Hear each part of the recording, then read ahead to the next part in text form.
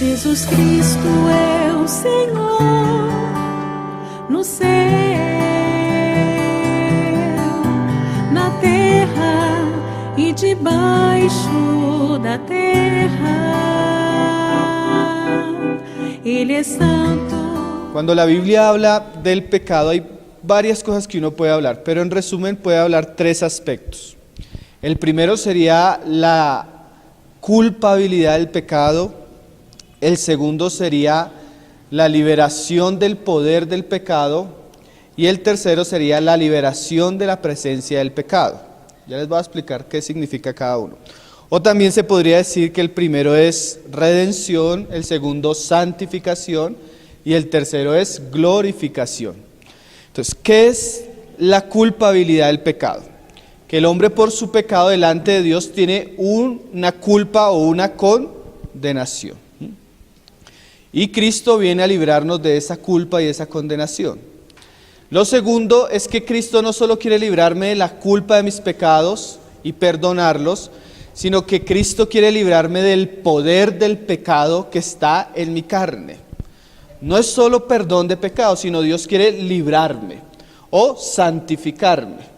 Y lo tercero sería la liberación de la presencia del pecado. ¿Qué es eso? Llegará algún día donde nuestros cuerpos mortales serán transformados y seremos libres de la presencia del pecado. Eso se llama la resurrección de los muertos o, como decíamos, la glorificación. Entonces, esos son tres aspectos como muy puntuales acerca del pecado. Nuestro tema va a ser santificación o liberación del poder del pecado, porque es un asunto que los creyentes nuevos deben conocer. Pero ¿por qué quiero hablar un poco de culpabilidad? Porque para nosotros sería muy triste, y es muy triste, poder hablarle a los creyentes nuevos de muchas cosas, sabiendo que hay personas inconversas entre nosotros y no dar una porción de la palabra para hablarles a ellos de que necesitan ser librados del juicio de Dios y de los pecados que están cometiendo. Entonces por eso vamos a hablar primero de liberación, sino de la culpabilidad de los pecados. ¿Qué es eso? Que no hay ni uno, ni gentil ni judío delante de Dios que no haya pecado. No hay ningún hombre, como lo dice ahí Pablo, ningún hombre mejor, sino que todos estamos bajo pecado. ¿Qué quiere decir eso? Que en las Escrituras y en la palabra de Dios encontramos que Dios hace a los hombres moralmente responsables por sus actos. No hay ningún hombre que se pueda justificar delante de Dios y pueda decir, yo no lo he hecho. Dios hace responsable a los hombres y Dios algún día va a presentar a todos los hombres uno por uno y les va a pedir cuentas de las decisiones morales que han hecho en su vida. ¿Qué ha pensado, qué ha hecho y qué ha hecho delante de Dios que Dios considera pecado? Todo hombre, rico, pobre, esclavo, libre, intelectual, bruto, va a estar en la presencia de Dios y Dios le va a preguntar qué hizo con su vida. Y cada uno de los pecados que el hombre cometió va a ser expuesto en el tribunal de Dios y Dios le pedirá a cada hombre cuentas por lo que hizo. Ninguno de nosotros se va a librar de ese gran día. Dice la palabra, tarde o temprano las cosas que yo he hecho se han venido acumulando a tal punto que me alcanzarán. Yo puedo esconderme de mi esposa, yo puedo esconderme de mis hijos, yo puedo esconderme de los hermanos, yo puedo hasta esconderme de la gente, ahí en mi cuarto a oscuras y hacer lo que hago. Pero tarde o temprano lo que hice, lo que hago y lo que haré en los días de mi vida, Dios me va a pedir cuentas. Por eso se usa la palabra culpabilidad o condenación. Porque hay un juicio, hay un veredicto y hay una responsabilidad delante de Dios de cada hombre. Y aquel día, ¿usted alguna vez ha estado en un juicio? Yo he estado en algunos juicios. Y en los juicios de los hombres hay fianzas, hay condenas, hay casa por cárcel, pero ese día no habrá casa por cárcel, ese día no habrá rebaja de penas y ese día no habrán delitos escarcelables. La Biblia habla de que el hombre es un hombre que de los pies a la cabeza es como una llaga podrida. A veces nosotros no nos damos cuenta cuán pecadores somos. Yo siempre les doy un ejemplo muy bueno. Un día estábamos cazando un ratón y le pusimos veneno y después lo encontramos. El ratón estaba así, se veía feo, seco por fuera. Entonces, como para no cogerlo con la mano porque no tenía guantes, yo lo cogí con un recogedor. Entonces, al coger el ratón por el recogedor, el ratón se volteó. Cuando el ratón se voltea, él estaba lleno de gusanos por dentro que se lo estaban comiendo. Y yo creo que ese día tuve una buena impresión de lo que fui yo y lo que es usted. Yo a usted lo veo y veo una persona hasta elegante, muy querido, ora bonito y canta.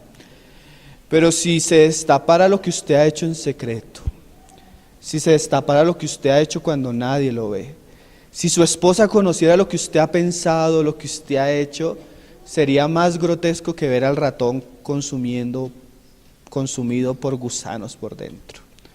Usted es una persona que se está pudriendo en sus pecados, así como yo era una persona que me estaba pudriendo en mis pecados. Pero un día Dios hizo algo precioso, hermanos. Dios envió a su Hijo Jesucristo para salvarnos de la culpabilidad de todas esas cosas que habíamos hecho. Y como nuestros hermanos recordaban ahorita en la cena, Él fue molido y herido por nuestras rebeliones. El castigo para que nosotros tuviéramos paz fue sobre Él. Él fue azotado, escupido, menospreciado, para que nosotros pudiéramos disfrutar del perdón de Dios. Nosotros hemos pecado y somos somos responsables ante Dios. Pero la sangre de Jesucristo es suficiente para perdonar todos nuestros pecados. Hay unos pasajes que hablan de esto, por ejemplo, Juan 3, verso 36, que son pasajes muy conocidos, dicen, Juan 3, 36.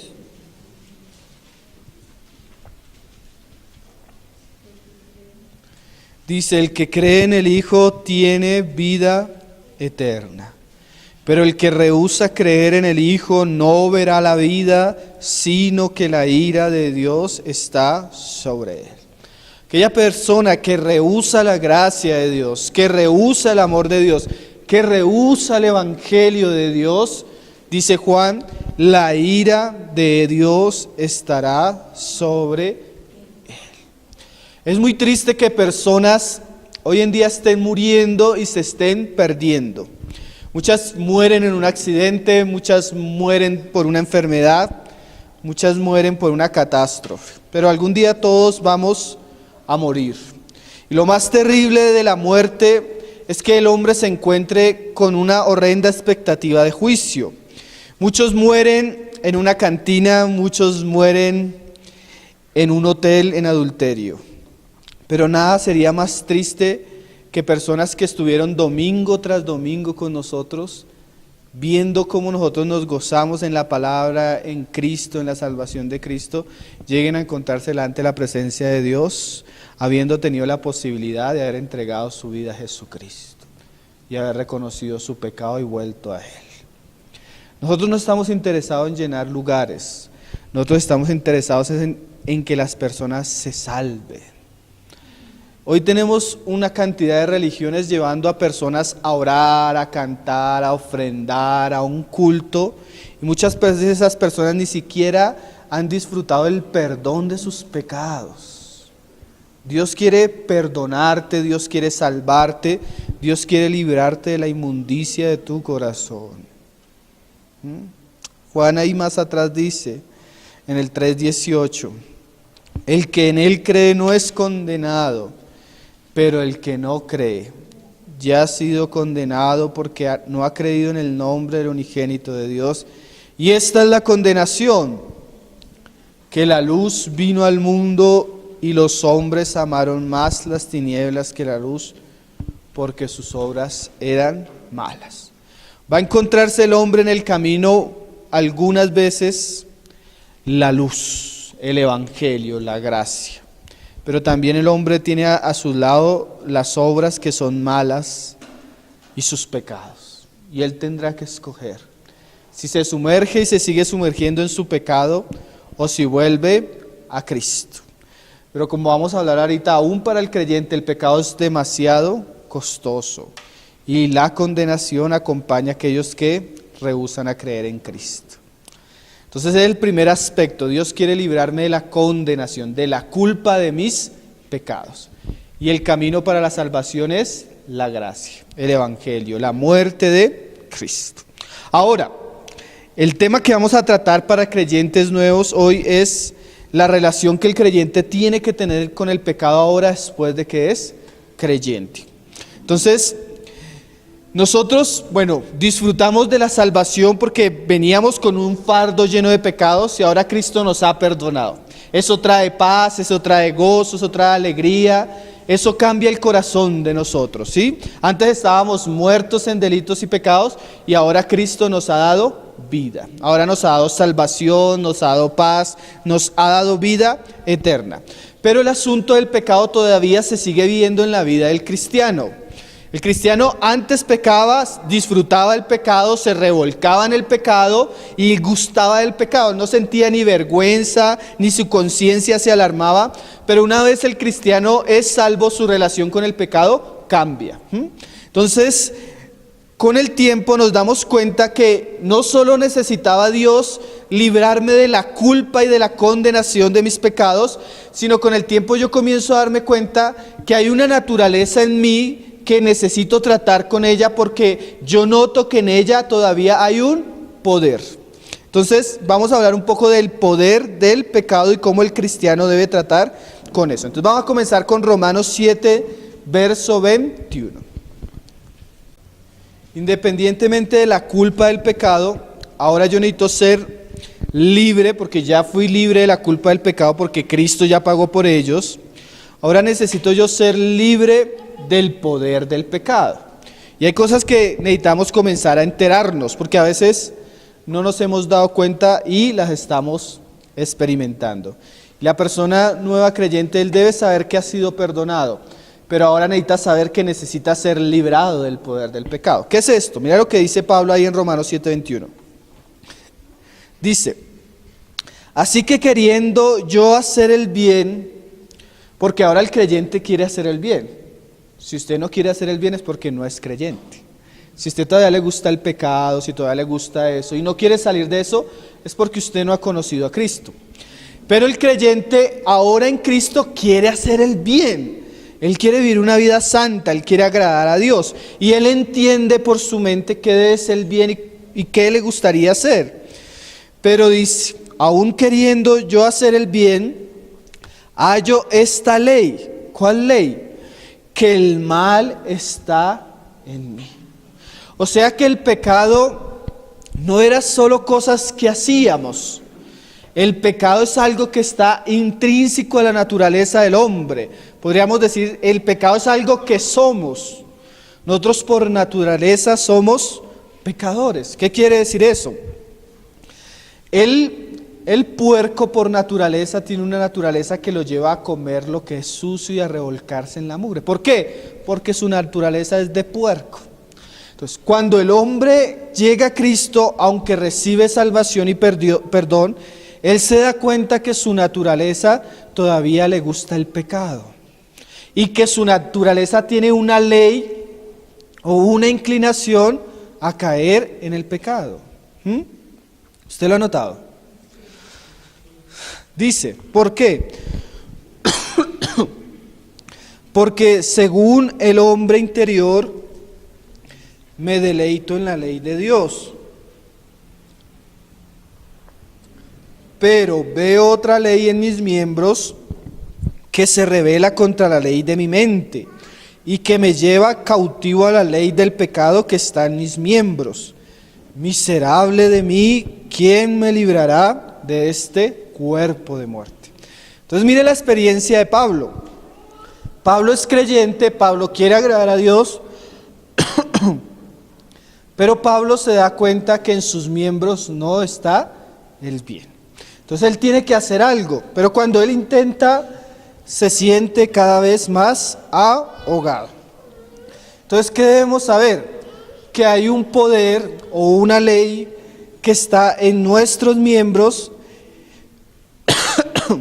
y que nos lleva constantemente a pecar. Entonces, comenzamos a darnos cuenta que una de las luchas que tiene el creyente es una lucha contra el pecado, contra el pecado que está en sus miembros. Entonces, ahí el verso siguiente nos muestra que no es el camino final, sino que Dios nos puede sacar de ahí, y el medio es Jesucristo. Dice, gracias doy a Dios, en el 25, por Jesucristo, Señor nuestro.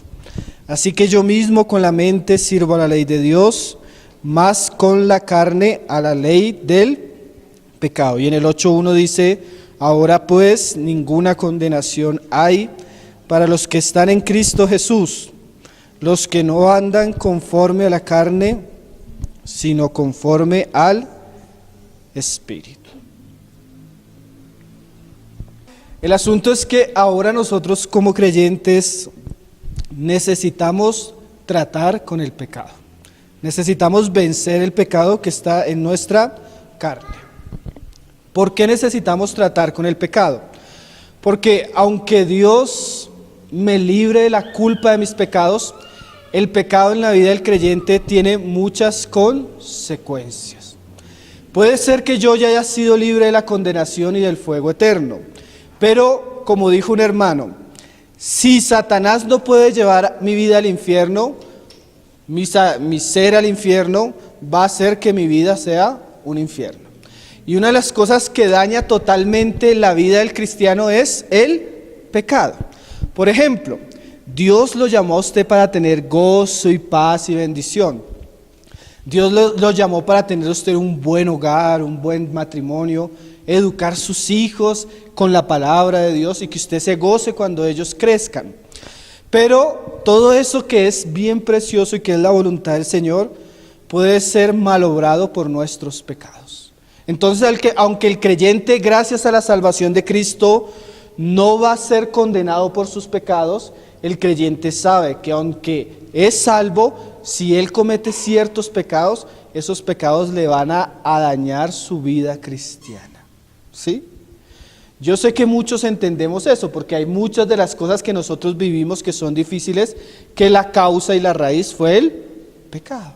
Entonces, Cristo ya murió por mí, pero ahora yo tengo, de la mano de Cristo y con la ayuda del Espíritu Santo, ser libre del poder del pecado y de sus consecuencias.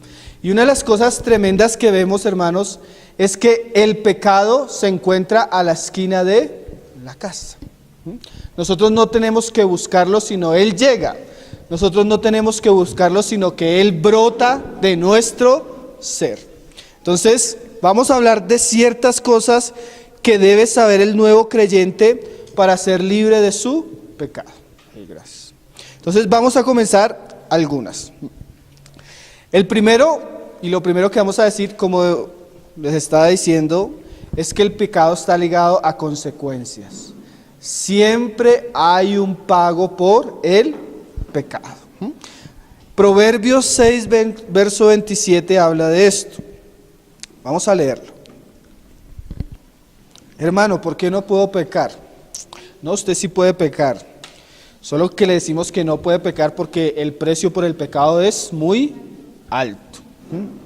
Como decíamos al comienzo, los pecados nos alcanzan. Las decisiones que nosotros tomamos, ya Dios en Cristo me ha justificado, pero las consecuencias de ellas se han de beber. Por ejemplo, Salomón dice acá, 6:27, ¿tomará el hombre fuego en su seno sin que sus vestiduras ardan?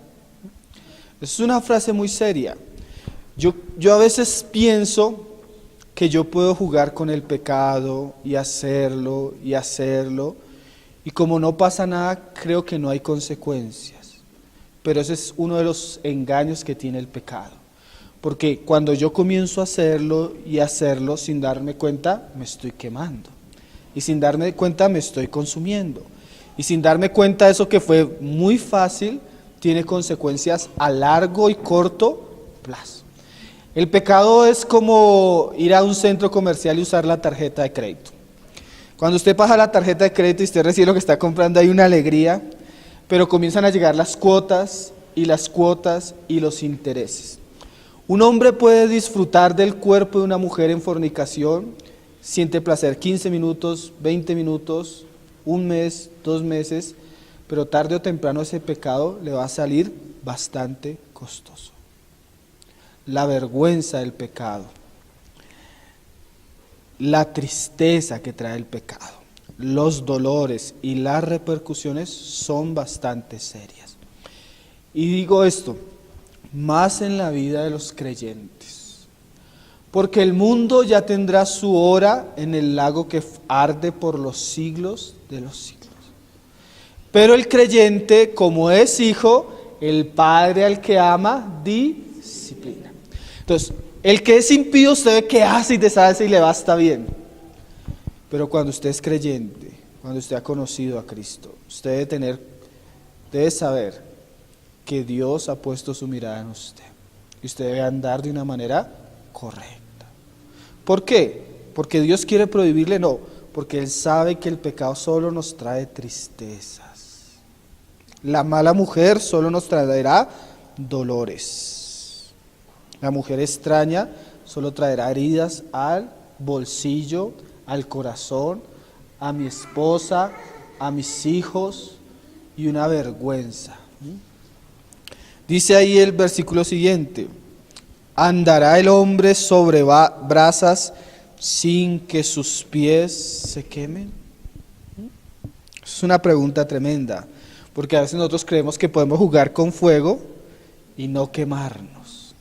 Y decía un hermano, eso es un engaño, eso es como lanzarnos de un 8º piso y vamos en el 7º piso y creemos que no vamos a caer al piso. Tarde o temprano nuestros pecados nos alcanzan. Tarde o temprano lo que hacíamos en lo secreto sale a la luz. ¿Sí? Eso que uno trata de tapar y que nadie se dé cuenta, tarde o temprano Dios lo destapa. Y hay vergüenza, hay dolor, hay consecuencias. ¿De qué está hablando Salomón? De pecado. Mira, lo dice el verso siguiente. Así es el que se llega a la mujer de su prójimo. No quedará impune ninguno que la tocare. Yo conocí la historia de un familiar que era un sinvergüenza. Eso cuanta mujer, cuanta falda veía. Y un día su mujer se enteró, hermano. Y un día él se acostó sin darse cuenta. Y él caminó con fuego y se quemó. La mujer le prendió fuego. La mujer le prendió fuego. Y uno lo ve terrible. Pero más terrible fue lo que le va a pasar es cuando esté en la presencia de Dios. Lo que sí es verdad es que Dios a veces permite que en esta vida nos quememos con el pecado. Con el fuego. No juegue con el fuego, hermano, porque el fuego quema y el pecado trae consecuencias terribles. Ahí en el verso 33 dice: heridas y vergüenza hallará. Heridas y vergüenza hallará. Así como dice la palabra, como cuando el ladrón es encontrado hurtando. ¿Usted ha visto esos ladrones cuando ya los encuentran y que queda anonadado y que queda? Dios a veces permite que las cosas se hagan en secreto, pero Él nunca lo deja en secreto. Y su afrenta nunca será borrada. Los pecados nuestros al creer en Cristo delante de la justicia de Dios han sido echados en el mar y nunca se van a acordar de ellos. Pero los pecados que hacemos como creyentes a veces traen heridas, a veces traen vergüenza y nos traen problemas que por más que estemos en Cristo y en la gracia, no son borrados. Usted va a tener dolores y circunstancias difíciles porque usted en algún momento tomó la decisión de pecar, voluntariamente trajo consecuencias por el pecado y ahorita ya no va a poder ser libre de lo que hizo. Por eso decimos que es tan importante que el creyente sepa, porque digamos los jóvenes que no se han casado, los que están planeando su matrimonio, ellos pueden planear su vida de una manera que tengan paz y bendición, pero el pecado ¿qué hace? Dolor, vergüenza y heridas y afrentas. Y a veces es muy triste encontrarte con personas que son creyentes hace 10 años, 15 años y tienen muchas heridas y mucha vergüenza y mucho dolor. ¿Por qué? Por su pecado.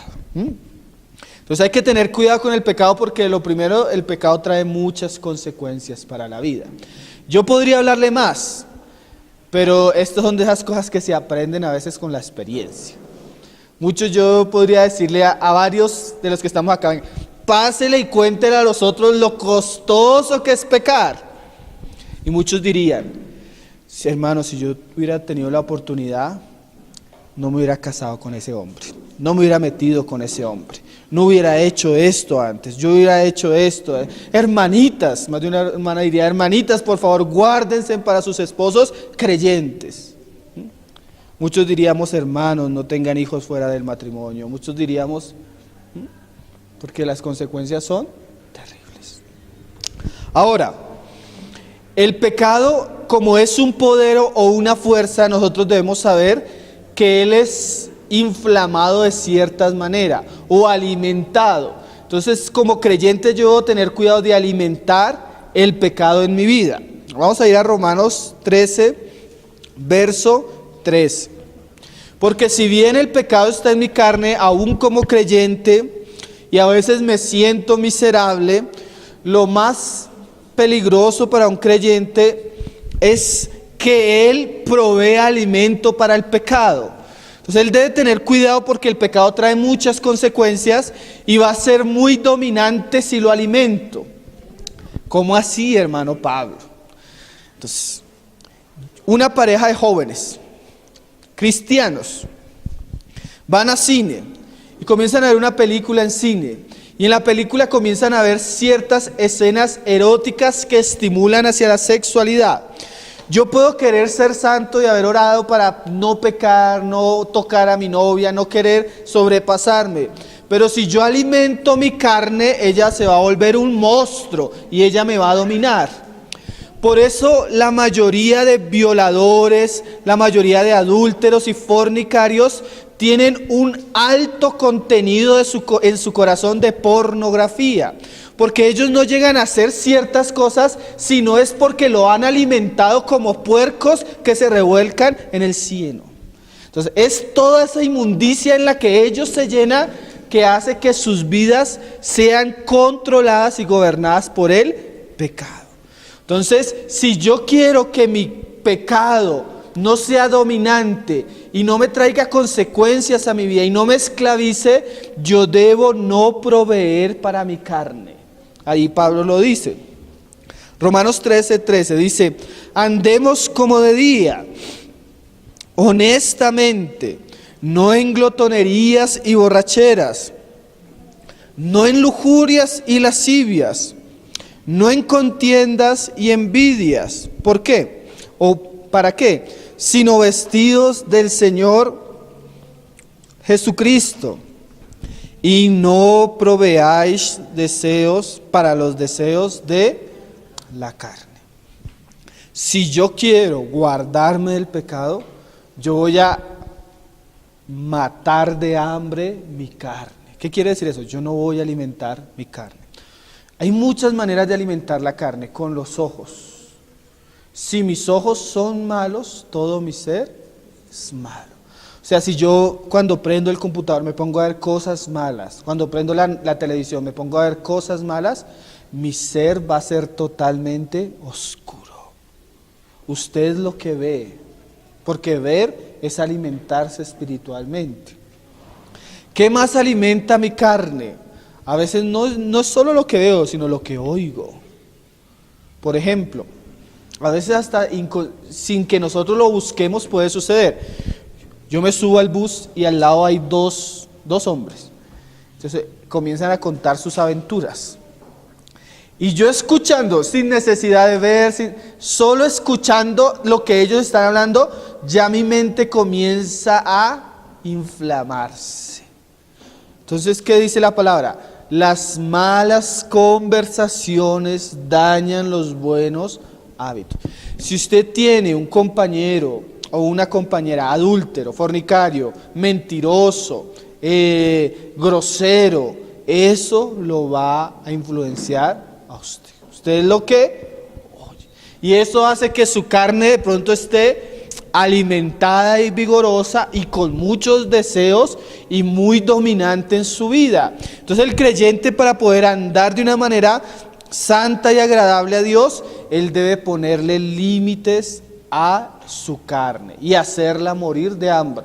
Como a veces decimos, es muy diferente tener el perro bravo con bozal, con collar, en un cuarto sin darle comida, a tenerlo en la sala, alimentado y lleno de vigor. Ese perro es muy peligroso. Y hermano, hasta usted, cualquiera de nosotros, nuestra carne es horrible y nos puede llevar a cosas horribles. Si usted alimenta la carne, no se lamente más adelante las cosas que usted hace. Porque nuestra carne es horrible, hermanos.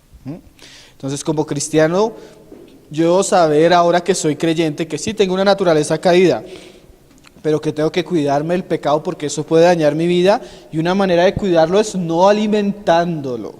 ¿Sí? Otra manera que la Biblia me muestra para yo no caer en ciertos pecados dominantes y destructivos en mi vida, es que es una batalla. Sí, aquí hay que enfrentarlo, pero es una batalla diferente. Es una batalla que se enfrenta evitándola. ¿Cómo así? Vamos a leer 1 Corintios 6, verso 18. Dice: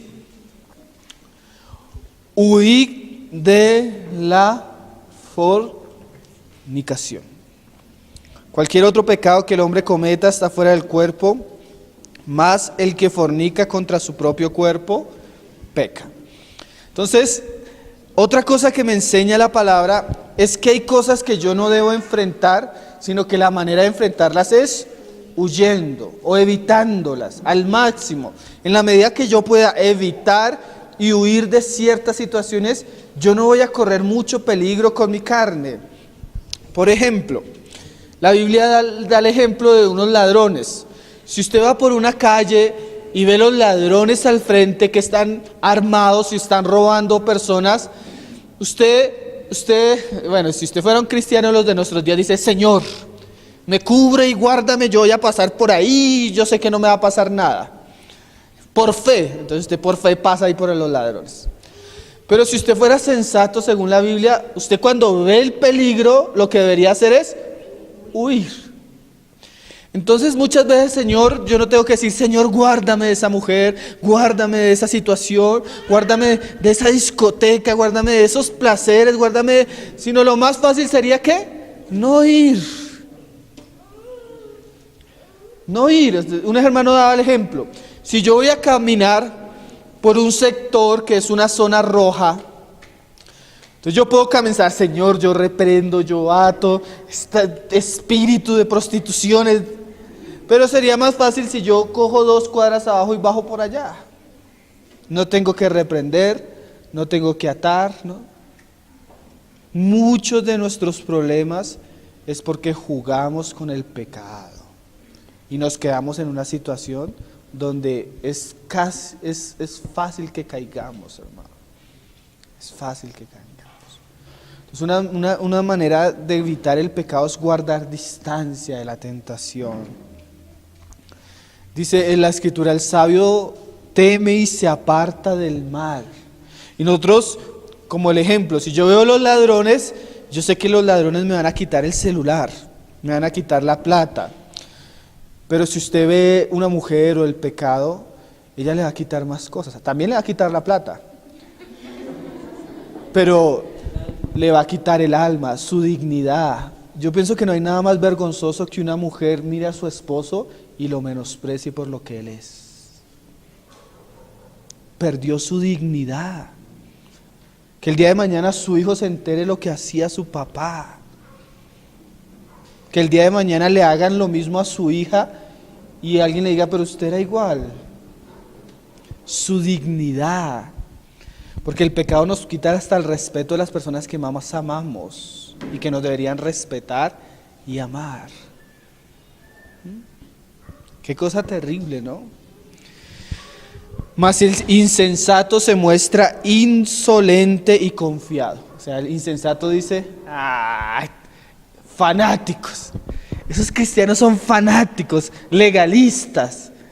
No, hermano. Todo es pecado, que esto es pecado, que...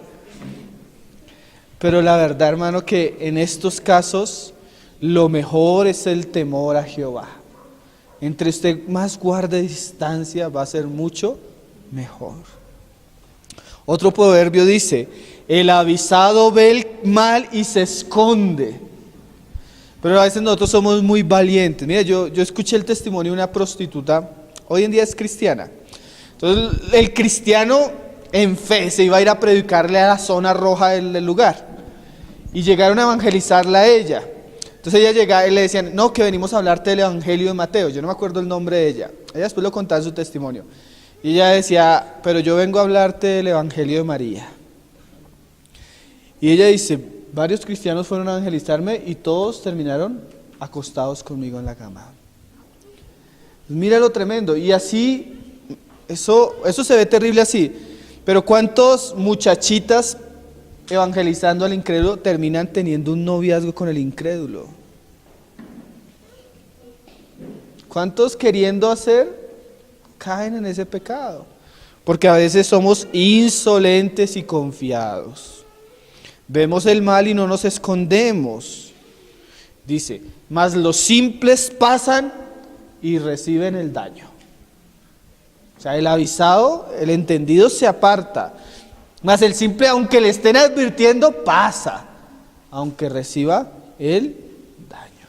Entonces, una manera de guardarnos del pecado es evitándolo, huyendo.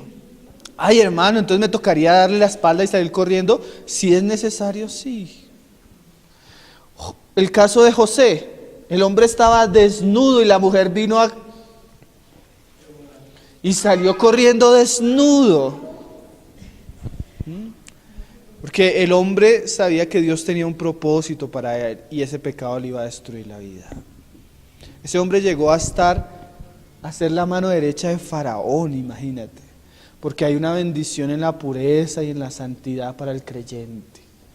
Y también hay una maldición a aquellos que se apartan del camino y que rechazan la verdad. Proverbios 6:25. Veamos un pasaje. Yo les cito algunos, pero no lo estamos leyendo. Proverbios 6:25.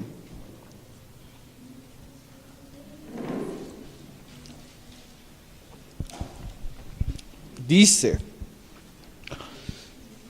nosotros como creyentes debemos tener cuidado, hermanos, porque el engaño del pecado es que es muy atractivo, ¿sí?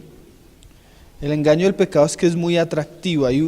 Es como un paquete envuelto en un dulce envuelto en un paquete muy codicioso. Lo que pasa es que cuando tú lo abres, lo que está dentro es muy amargo, pero lo exterior es muy codicioso. Entonces debemos tener cuidado a aquellos pecados que están ligados a lo que vemos. Por ejemplo, acá dice, en el 6:25, hablando de la mujer ramera, no codicies su hermosura en tu corazón, ni ella te prenda con sus ojos. Y esto es bien tremendo, hermano, porque a veces como creyente, si yo no aprendo a controlar mis ojos, mis miradas, ahí puede comenzar todo. Ahí puede comenzar todo. Las mujeres, hay un hermano que decía, una mujer sabia, prudente, va a tener mucho cuidado de mirar a los hombres a los ojos. porque a veces solo una mirada y se atrapó el corazón de los hombres. Uno puede saber cuando una mujer es una mujer adúltera solo como mira, hermanos. Así tenga la falda hasta acá. La manera de mirar de una mujer y también de un hombre. Uno sabe cuando el hombre es como mira. Que el hombre que es así parece un ventilador. Siempre está escaneando todo a su alrededor. Pero eso muestra qué hay en su corazón, ¿no? ¿Qué hay en su corazón? Debemos tener cuidado con nuestros ojos, ¿no? Porque mira lo que dice ahí. Porque a causa de la mujer ramera, el hombre es reducido a un bocado de pan. Miren, hermanos, no es exageración.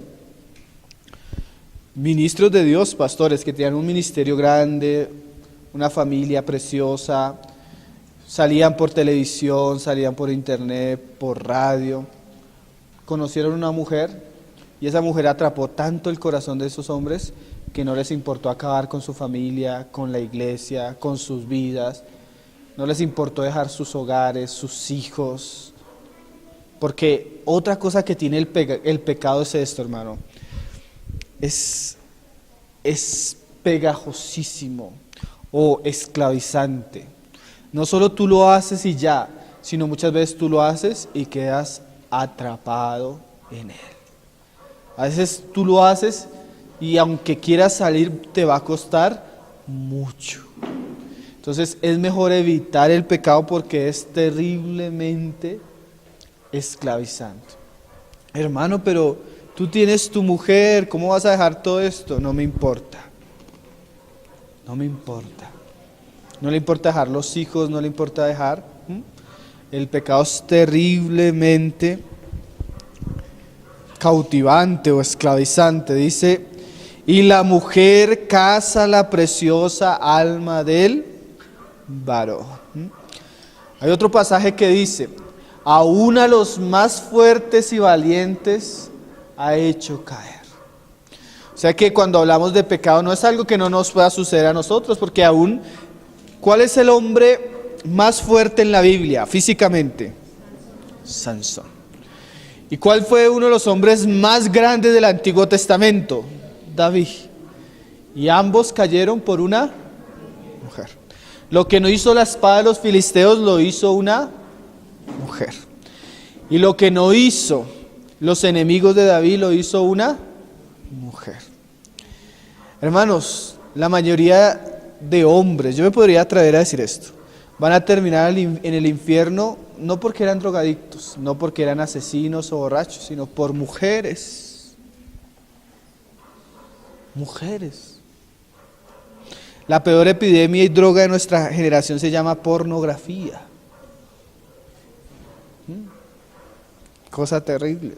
Y nosotros como cristianos debemos saber que es un asunto que puede destruir mi alma. Entonces debo guardar distancia. ¿Qué más debo hacer con el pecado? Vamos a ir a Colosenses 3, verso 5, como creyente. Colosenses 3, verso 5. Como algunas cosas que debemos aprender. Lo primero es que debo hacer cuentas porque es muy costoso. Cuando usted vaya a pecar, si está decidido a pecar, siéntese, y haga el cálculo de lo que le va a costar.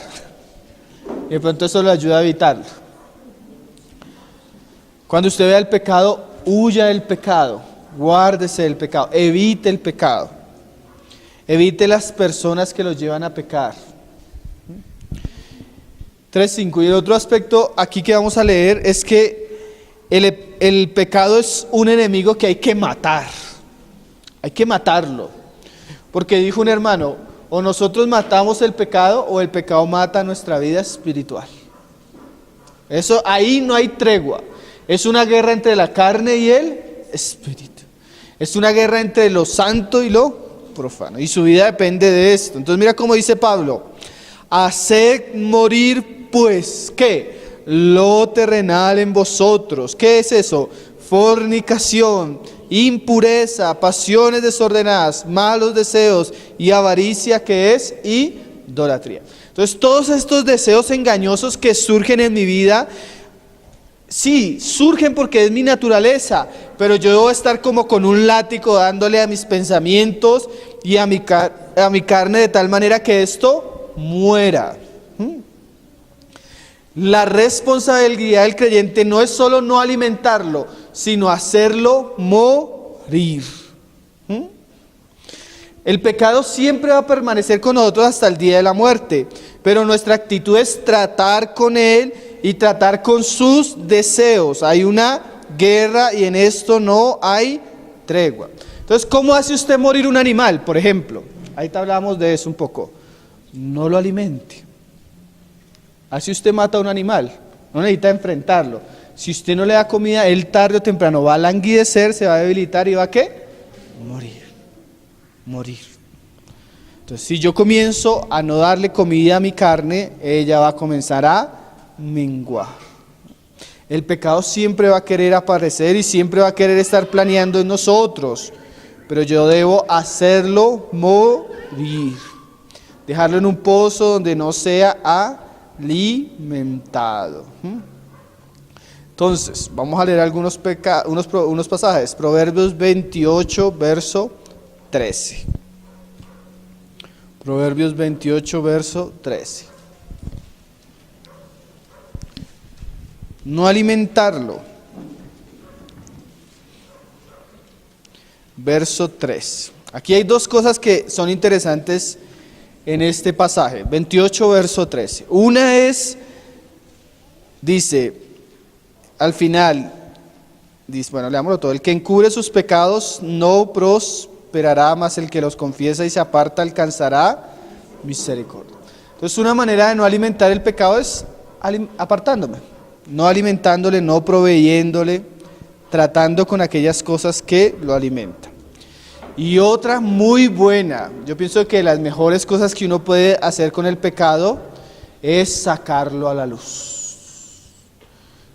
El pecado pierde valor cuando es expuesto. Cuando yo voy ante el hermano y le digo, hermano, estoy teniendo luchas con esto, no sé, quiero que me ayudes, quiero que oremos, quiero que me aconsejes, he hecho esto, como que ese poder que había en nosotros mengua.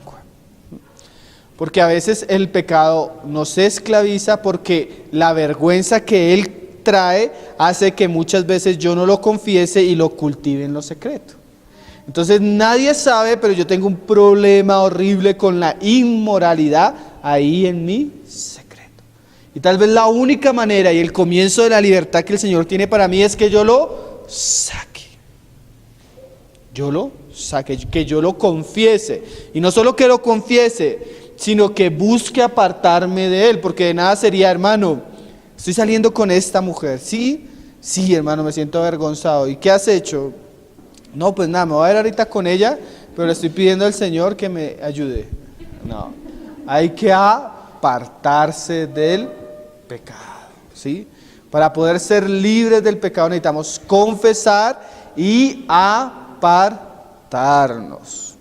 Apartarnos también, como decíamos un día, debemos sacar de nuestra vida aquellas cosas que nos ligan a ciertos pecados. Por ejemplo, si yo tengo una revista que me liga a cierto pecado, debo sacar la revista.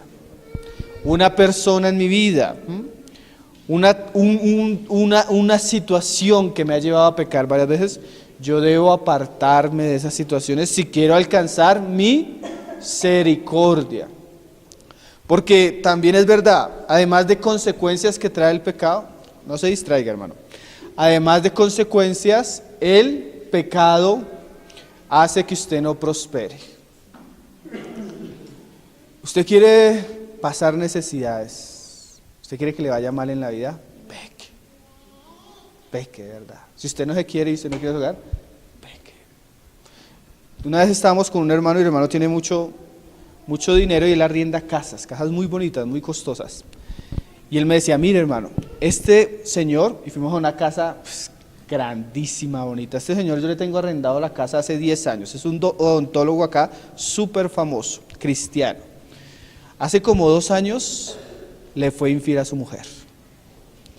Hermano, y ese hombre así, perdió el carro, perdió la camioneta, perdió la oficina, perdió esto. Antes me pagaba el arriendo cumplido y se atrasa, no le alcanza el dinero para nada, está teniendo problemas de salud. Y me decía el hermano, el pecado, las consecuencias del pecado. Las consecuencias del pecado. El pecado siempre le va a traer males. Siempre le va a traer males. Entonces tenga cuidado con el pecado. Sáquelo a la luz. Eso le va a ayudar, hermano. Eso lo va a ayudar a librarse. Y apártese de él. Primera de Juan 1:7 nos habla también de eso. Primera de Juan 1:7. Hoy estamos apenas dando como ciertos consejos en relación al pecado para los creyentes nuevos. Hay libros muy buenos, hay series muy buenas sobre este tema. Yo compartí una serie que se llama Las virtudes de la muerte de Cristo, donde son como 7 enseñanzas tratando cada uno de estos aspectos. Muy buena. Hay un libro que nosotros hemos impreso y repartimos que se llama El principio de la pureza, muy bueno para los que quieran saber sobre todas estas cosas. Simplemente estamos dando como ciertos consejos para los creyentes nuevos de cómo ellos pueden lidiar con el pecado. Primera de Juan 1:7 dice, pero si andamos en luz. ¿Por qué Juan habla de esto? Con los hermanos que estamos estudiando los sábados, uno se da cuenta que hay personas que dicen que son cristianas, pero no viven como cristianos, no andan como cristianos, y la probabilidad es que no sean cristianos. Pero si usted es cristiano, entonces usted se caracteriza porque anda ¿qué? En luz. Caracteriza que anda en luz. ¿Como quién?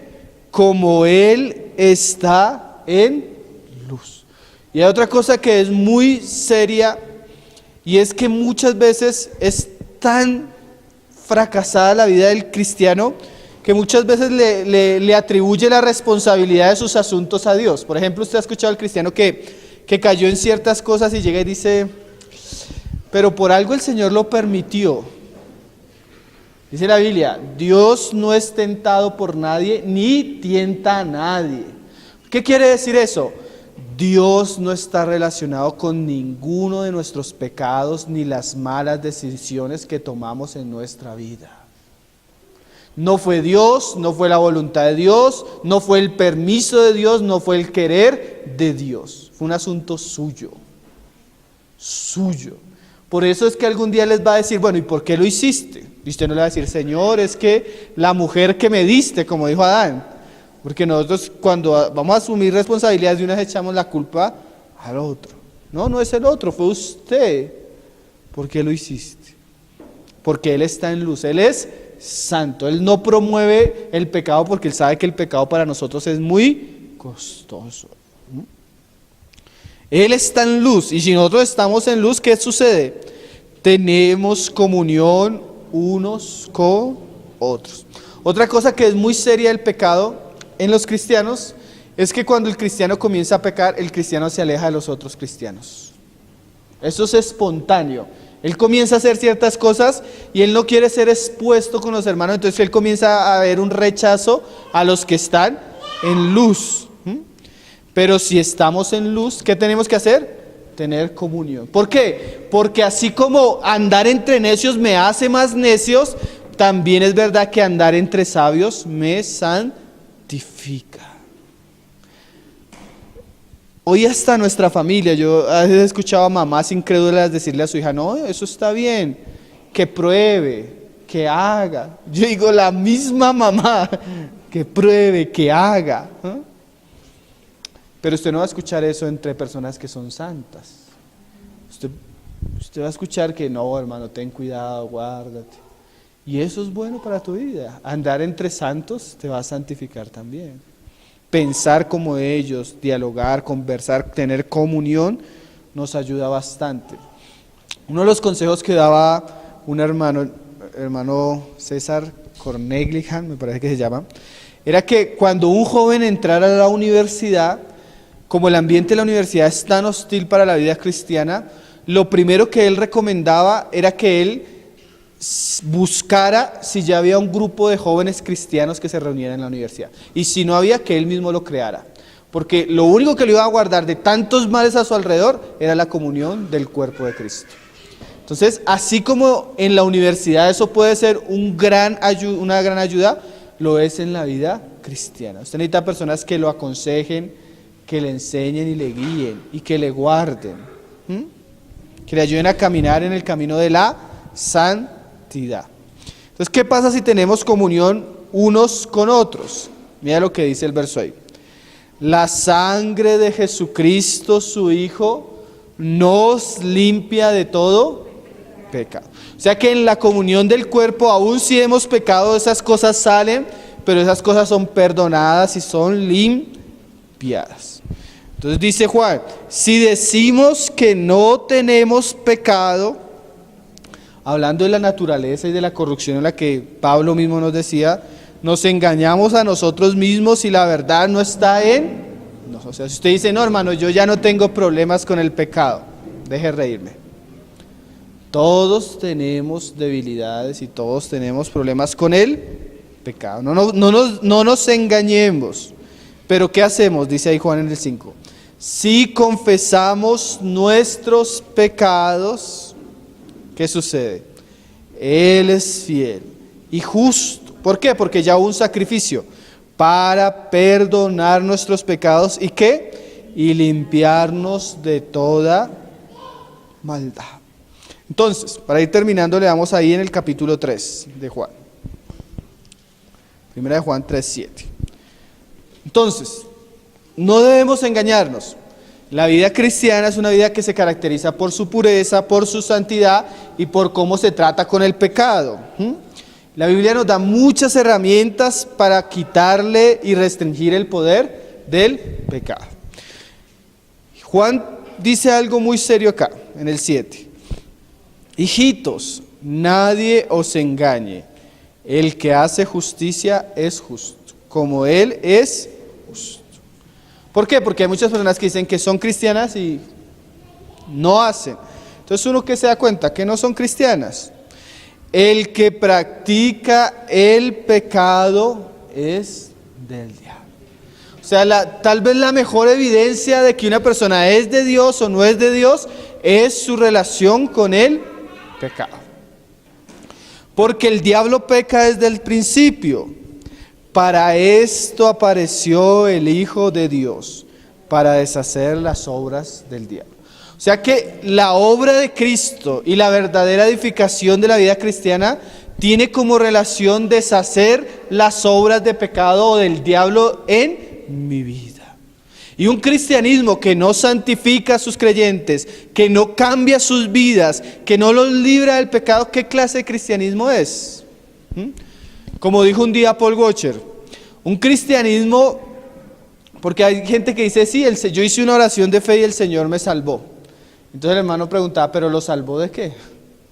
Porque la verdadera salvación no es solo ser perdonados del pecado, sino es comenzar a vivir una vida libre del poder del pecado y de la muerte. Todo aquel que es nacido de Dios no practica el pecado. O sea, yo puedo a veces de pronto tener desliz, pero que yo viva una vida de pecado, que me caracterice por eso, quiere decir que no he conocido a Dios. ¿Por qué? Porque la simiente de Dios permanece en él y no puede pecar. ¿Por qué? Porque es nacido de Dios. Un hermano daba un ejemplo, así como con el puerco. Hay un animalito, es que se me va siempre el nombre, que es de piel blanca, así esponjosa, bien bonito, que lo usan mucho de piel para los abrigos, porque su piel es bien bonita. Entonces los cazadores al cazarlo, no les gusta matarlo porque la sangre mancha la piel blanca. Entonces ellos hacen una cosa, muchas veces lo arrinconan, a veces contra un río, contra fango, contra mugre, porque el animalito es tan limpio que no le gusta ensuciarse. Entonces él al ver la mugre prefiere ser cogido por el cazador porque él no le gusta ensuciarse. ¿Eso qué habla? Que su naturaleza es limpia. Y el cristiano no le gusta ensuciarse. ¿Por qué? Porque es nacido de Dios y tiene el Espíritu Santo. y el Espíritu Santo da testimonio de que no es agradable a Dios. Entonces, como creyentes, debemos vivir correspondiendo a lo que somos ahora como hijos de Dios. Y debemos saber que el pecado podría dañarnos terriblemente nuestro andar. Entonces necesitamos tratar con el poder del pecado en nuestras vidas. Para terminar, como les dije, primero la culpabilidad, segundo el poder, y leemos solo un versículo para hablar de la liberación de la presencia del pecado, que eso solo va a suceder cuando Cristo venga en la resurrección de los muertos. Ahí, ¿qué pasará? Mi cuerpo será transformado en uno semejante al de Él, y este cuerpo ya no habrá debilidad, ni pecado, ni tendencia a lo inmundo como existe hoy en día. 1 Corintios 15:42 dice: así también en la resurrección de los muertos. Él está dando el ejemplo de una semilla que se siembra y se recoge algo diferente. 15:42, 1 Corintios 15:42. Y ahora mire lo que dice él del cuerpo, Pablo. Así también en la resurrección de los muertos se siembra en corrupción, resucitará en incorrupción. Se siembra en deshonra, resucitará en gloria. Se siembra en debilidad, resucitará en poder. Entonces, este cuerpo es corrupto, este cuerpo es de deshonra y este cuerpo es débil. Pero hay algo que se llama la glorificación. ¿Qué es eso? Que al resucitar el Señor a los que murieron en Él y transformar nuestros cuerpos, seremos transformados en un cuerpo que no tiene debilidad, corrupción ni deshonra, sino será un cuerpo que incorruptible, glorioso y lleno de poder. Entonces ese sería el gran evento. Allí ya no seremos solo librados de la culpa de nuestros pecados, no solo tratando con el poder del pecado, sino seremos librados de la presencia del pecado. O la palabra que se puede usar es glorificación. Entonces el Señor nos ayude, hermanos, el cristiano y el pecado. Por lo menos algunas cosas, hay muchas cosas para decir en este asunto, pero por lo menos quería aprovechar la serie para hablar algo en especial. Los otros temas van a tener mucha ligación a esto, aunque hablemos de otras cosas, porque una manera de andar en el Espíritu y todas las cosas que podemos hacer para tratar con el pecado las vamos a ver punto por punto, pero quería que viéramos por lo menos un asunto general del cristiano y el pecado. Entonces vamos a orar. También hay un folleto que por ahí nosotros repartimos que se llama así, el cristiano y el pecado, que trata otros asuntos. Si lo puede leer, es muy edificante. Vamos a darle gracias al Señor, hermanos. Padre, te damos gracias, Señor, en esta mañana por tu palabra, Señor, por este tiempo. Te pedimos que nos ayudes, Señor. Te pedimos que nos guardes, te pedimos que nos dirijas, Señor. Te pedimos que tú nos concedas andar como es digno del llamamiento que tenemos, Señor. Tú nos concedas vivir de la manera que nos has llamado a vivir, Señor. Tú nos concedas guardar nuestra vida, Señor, de la necedad y de las consecuencias que trae el pecado, Señor. Ayúdanos, Señor, siempre las advertencias son buenas para nuestra alma, Señor, que a veces es ingenua e imprudente, Señor. Te pedimos que obres en nuestras vidas, Señor, para que podamos ser cristianos que anden en la luz y que tú te goces y que podamos ser instrumentos de justicia tuyos, Señor. Bendice tu palabra, recuérdanosla, Señor, en aquellos momentos de tentación o de prueba. Guárdanos, Señor, guárdanos de la ruina, de las heridas, Señor, que traen el pecado a nuestra alma, Señor. Concédenos ser santos como tú eres santo, Padre. Te lo pedimos en el nombre de tu Hijo Jesús.